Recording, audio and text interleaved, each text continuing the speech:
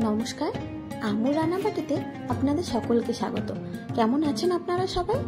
আজ নিয়ে এলাম একটা খুব মজাদার রেসিপি নিয়ে। বাঁধাকপির তরকারি, পকোড়া, অনেক রকম আইটেম তো আপনারা খেয়েছেন। কেউ কি আপনারা কখনো বাঁধাকপির চাটনি খেয়েছেন? জানেন কিরকম খেতে হয় বাঁধাকপির চাটনি? তো চলুন আজ আমার থেকে শিখে নেবেন।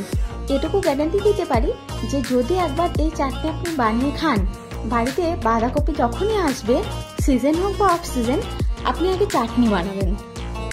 চাটনি বানাতে কড়াইটা গরম হলে তাতে 2 টেবিল স্পুন মতো তেল দিয়ে আমি আমার পরিমাণ মতো ঝাল দিয়েছি, যেটা শুকনো লঙ্কা, আপনারা আপনাদের পরিমাণ মতো দেবেন। আর দিয়েছি গোটা জিরে, কয়েকটা রসুন আর 100 গ্রাম মতো ছোলার ডাল, যেটাকে আমি ভালো করে পরিষ্কার করে নিয়েছি।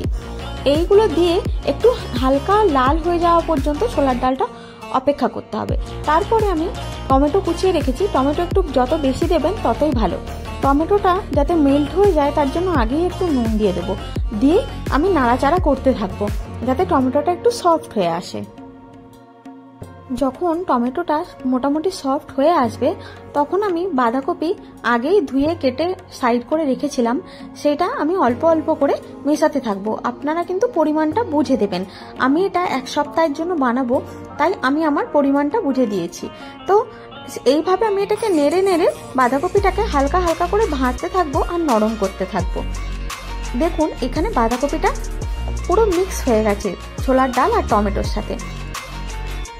এখন আমি এখানে অল্প একটুখানি জল দেবো যাতে বাঁধাকপি টমেটোটা নিচে লেগে না যায় কড়াইতে, তার জন্য অল্প জল দেবো, না হলে কিন্তু তরকারি হয়ে যাবে।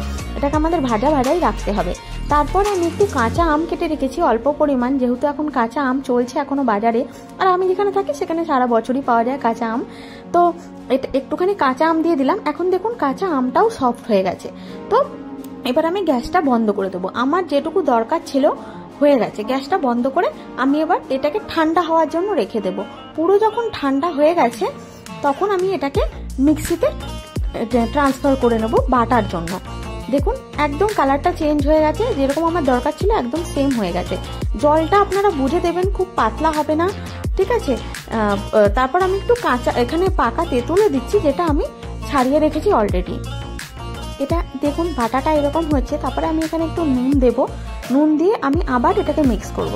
দেখুন পেস্টটা ঠিক এইরকমই হবে, খুব যে মিহি হয়ে যাবে এরকমও না, আবার একটু ছাড়া ছাড়া থাকবে ওই রকম। এটাতে এবার আমি একটা বাটিতে ট্রান্সফার করে নিয়েছি, যেটাতে আমি রাখবো।